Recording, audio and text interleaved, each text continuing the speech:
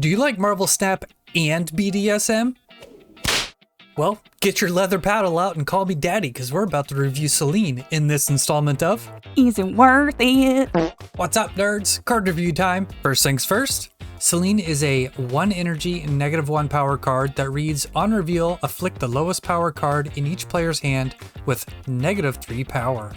So before we dig deeper with Selene and go into the mechanics and good, bad, deck lists, all that stuff, I'll just give my overall impressions and I'll say, not impressed. I'm not impressed by your performance. And my reasoning for this is sort of weird, but let's compare Selene to Widow's Bite. Widow's Bite is a -1 power card that you have to play to draw a card, so it stops a draw, effectively ruining one card that you would have had in that game. Selene bops a card with -3 power, basically doing the same thing. Yeah, sure, you drew the card, but it effectively pretty much ruins the card for you. However, with Black Widow, you actually play the card out and get the power on the board. Selene, you have to then do an additional thing to send that -1 power to the opponent.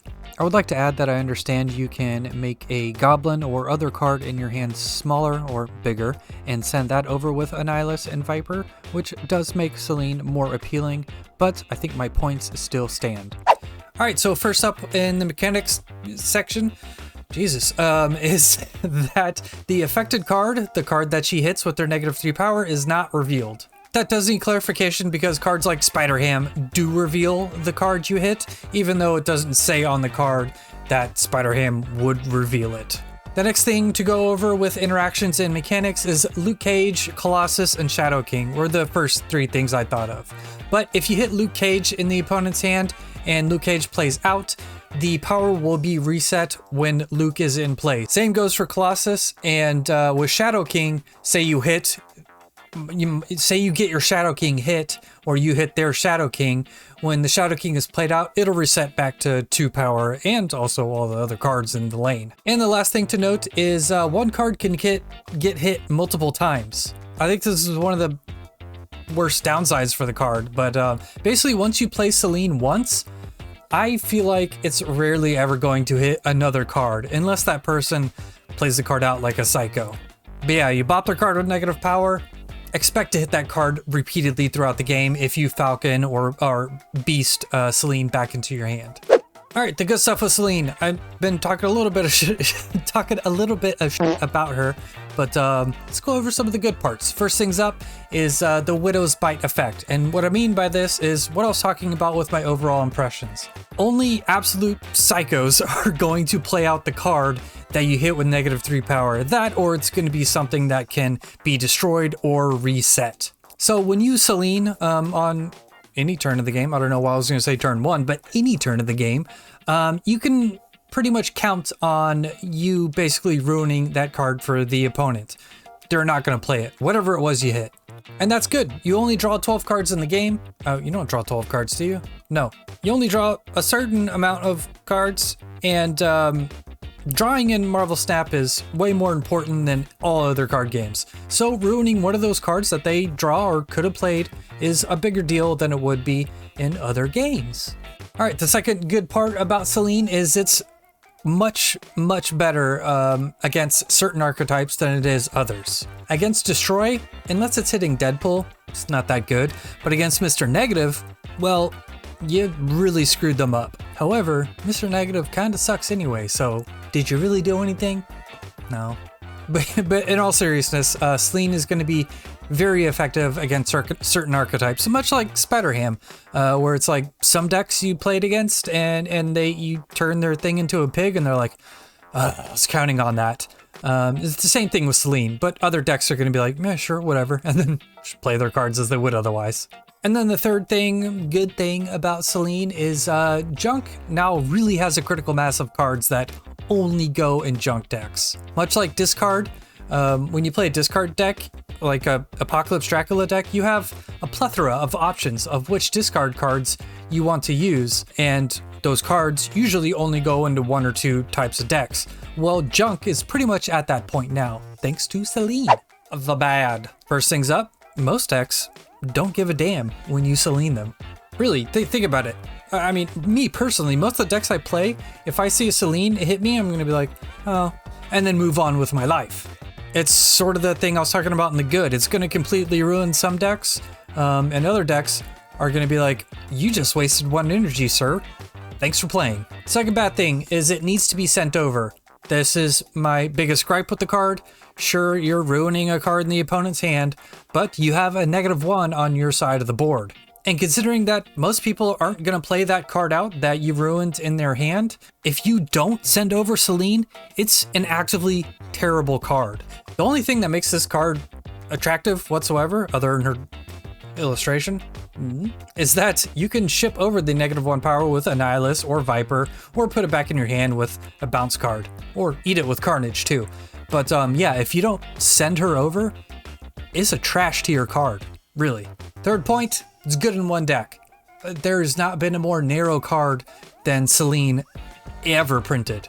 Well, I suppose Apocalypse is a more narrow card because there's only one deck that card wants to go into. But really, all jokes aside, Selene ain't going to be played outside of Annihilus decks.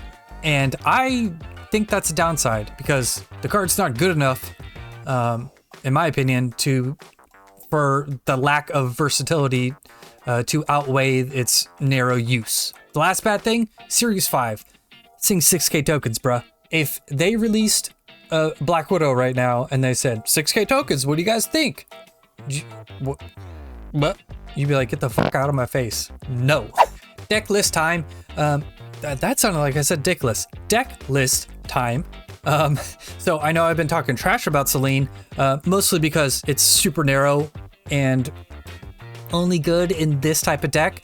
But I will admit, if you meet all of her requirements of being good, a la Vipering or Annihilating it over, or being able to repeatedly use it with Falcon or Beast, then it's decent. It's an alright play. So I do think it's going to be a good and welcome card in Annihilus decks. So I don't want to say it's all downside. If you like playing Annihilus, get Selene. But anyways, I'm getting ahead of myself.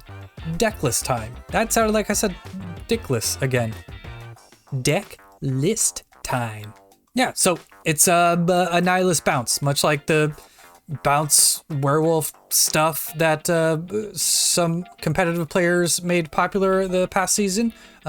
It's basically the same thing, except we're sort of switching around a couple of the 1 and 2 drops. Since Selene hits the opponent's hand, we're leaning into that hand disruption here with Iceman and Scorpion.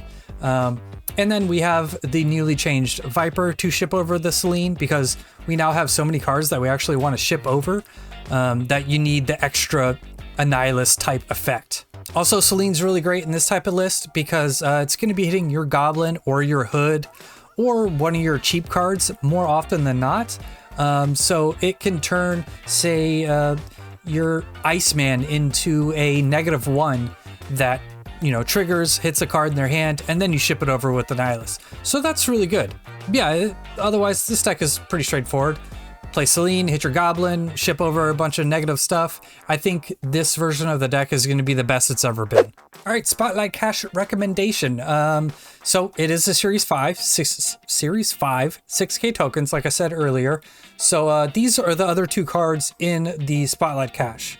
My recommendation here is if you don't have Iron Lad or Black Knight, absolutely go for Selene. Well, let me rephrase that. If you have Annihilus and you also don't have Iron Lad or Black Knight, then absolutely go for Selene. If you don't have Annihilus, don't get Selene. But yeah, Iron Lad and Black Knight, mostly Iron Lad, it's an amazing card, one of the best cards in the game. If you don't have Iron Lad, just open this week for Iron Lad mostly. And if you get Selene or Black Knight, it's an added bonus. As far as collector's tokens go, if you have Annihilus and you absolutely know you're going to play Junk a lot, then I guess I can recommend buying Selene. 6k tokens is a lot, but if Junk is your jam, alliteration, if Junk is your jam, then Selene's going to be one of your better cards. Now, if you're on the fence or you don't have Annihilus, absolutely not. 6k tokens is insane.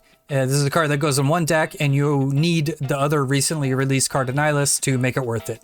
All right, that's the video. Yeah, I do want to make it clear that I do think Selene is going to be a good card in Annihilus, but I think people are a little too excited for her, and I think 6K tokens of Series 5 is a little absurd. But if you like junk, you're gonna like Selene. Thank you so much for watching. That's it. Bye. Get your leather paddle out and call me daddy.